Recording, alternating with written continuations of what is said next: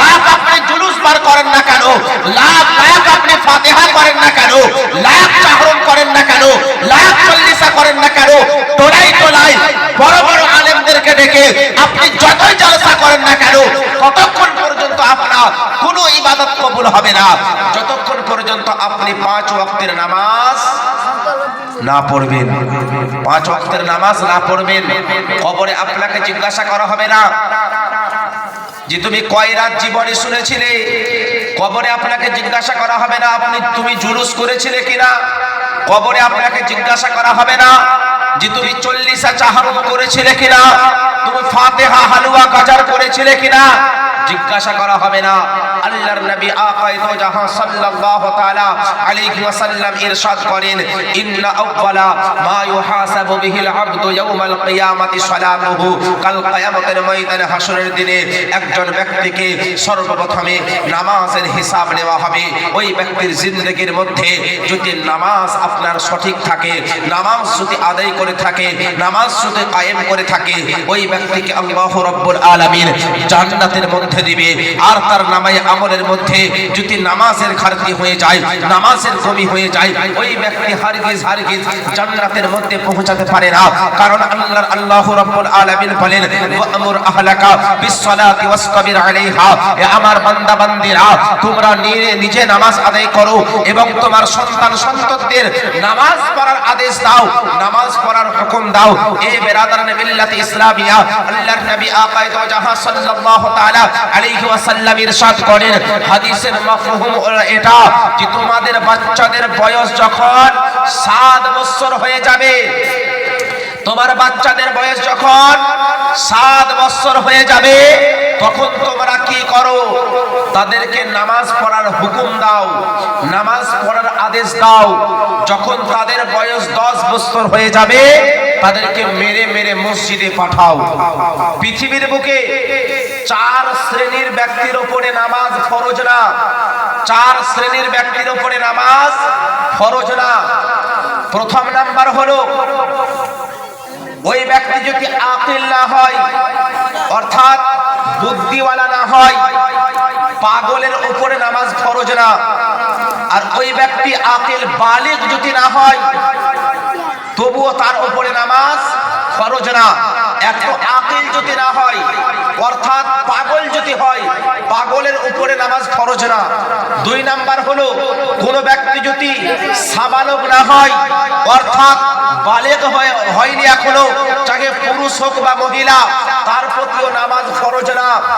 3 number শ্রেণী হলো, ওই মা ও বোনদের উপরে নামাজ ফরজ না যাদের প্রত্যেক মাসে আল্লাহর কুদরতি একটা পিরিয়ড এসে থাকে, মাসিক এসে থাকে, তাদের প্রতি যতদিন পর্যন্ত ওই জিনিসটা আসবে ততদিন পর্যন্ত নামাজ ফরজ না। আর 4 নাম্বার শ্রেণী হলো, ওই মহিলারা বাচ্চা হওয়ার পরে, যেটাকে আমরা নিফাস বলে জানি, 40 দিন হোক 45 দিন হোক, যে খুনটা আসে, রক্তটা আসে, অতদিন পর্যন্ত নামাজ ফরজ না। এ মুসলমান, এবার যারা নামাজ পড়ে না তাদেরকে আমি জিজ্ঞাসা করতে চাই, আপনি আকিল না আকিল না, বালিগ না বালিগ না, আপনি কি হাইজা না নিফাসওয়ালি, আপনি কোন শ্রেণীর মধ্যে পড়েন যে এখন পর্যন্ত আমরা নামাজের দিকে আসি না? এত বড় বড় আমরা অট্টালিকা মসজিদ বানিয়ে রেখেছি, এত বড় বড় আমরা মিনার বানিয়ে রেখেছি, মসজিদের মধ্যে সমস্ত রকমের আরাম দিয়ে রেখেছি, আয়েশ দিয়ে রেখেছি, কিন্তু নামাজ না। কাল কিয়ামতের ময়দানে হাসরের দিনে এই মসজিদ আপনার বিরুদ্ধে আল্লাহর দরবারে আপনার খেলাফ কথা বলবে।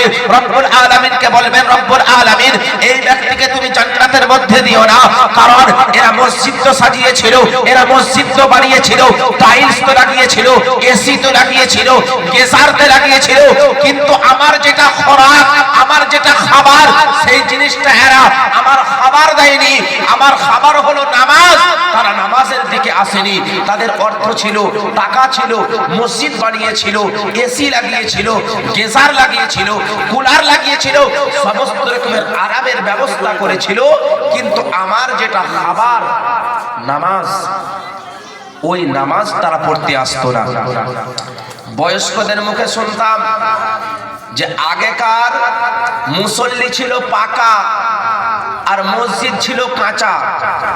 মুসল্লি ছিল পাকা আর মসজিদ ছিল কাঁচা।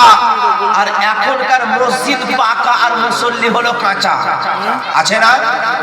আগেকার মসজিদ দেখুন, চাটির মসজিদ ছিল, আপনার টালির মসজিদ ছিল, কাঁড়ির মসজিদ ছিল, কিন্তু যে নামাজ পাঁচটা নামাজি যে নামাজ পড়তে আসতো সঠিক নামাজি ছিল, নামাজের ফারাইজ জানতো, নামাজের ওয়াজিবাত জানতো, নামাজের মুস্তাহাব্বাত জানতো, সমস্ত জিনিস জানতো। কিন্তু এখন আমরা মসজিদে টাইলস লাগিয়েছি, মসজিদে বড় বড় কার্পেট লাগিয়েছি, তার উপরে আবার আমরা পাতলা কাপড় বিছিয়েছি, মসজিদে এসির ব্যবস্থা করেছি, মসজিদে আমরা আর কি করেছি, গেজারের ব্যবস্থা করেছি। কিন্তু নামাজিদেরকে জিজ্ঞাসা করুন, ভাই নামাজের কটা ফরজ বলো তো, নামাজের কটা মুস্তাহাব বলো তো, নামাজের কটা সুনান বলো তো, উজুর কটা ফরজ বলো তো, কিভাবে বাথরুমে যেতে হবে বলো তো, কোন পা প্রথমে মসজিদের মধ্যে ভরতে হবে বলো তো, পারবে না। কারণ আগেকার মসজিদ ছিল কাঁচা, নামাজি ছিল পাকা, আর এখনকার নামাজি কাঁচা, মসজিদ পাকা। এই তো নামাজি। আমরা বড় বড় দোকানে পাশারে ভাষণ দিই, ইমামদের ভুল ধরি, অমুক মূল বিয়ে করছে, তমুক মূল বিয়ে করছে। ওকে যদি আপনার নামাজের ফরজ জিজ্ঞাসা করেন, পারবে না। সূরা ফাতিহা পারবে না, কোন সূরা জিজ্ঞাসা করুন, সূরাও বলতে পারবে না।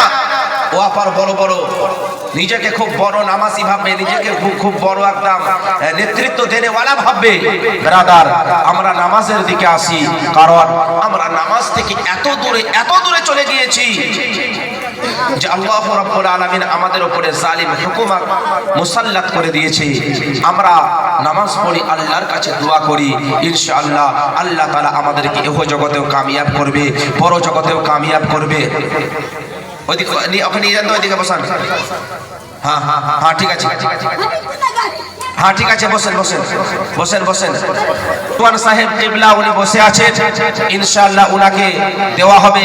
উনি কিছুক্ষণ ধরে আপনাদের কাছে বক্তব্য রাখবেন।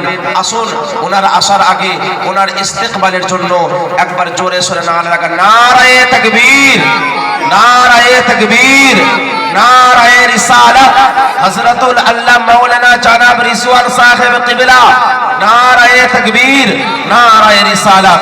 মা ও বোনেরা, এখন পর্যন্ত যারা ভাবছেন আসবো কি আসবো না, হয়তো ভাবছেন যে প্রধান অতিথি বাবুল সাহেব উঠবেন তারপরে আসবো, আপনারা আর দেরি না করে ওনাকে খুব তাড়াতাড়ি অতি শীঘ্রই নিয়ে আসা হবে। আপনারা খুব তাড়াতাড়ি পিন্ডালে, রহমতের পিন্ডালে উপস্থিত হয়ে যান। কটলেস কুশল আছে না? এটি সাদি দাও খাবে।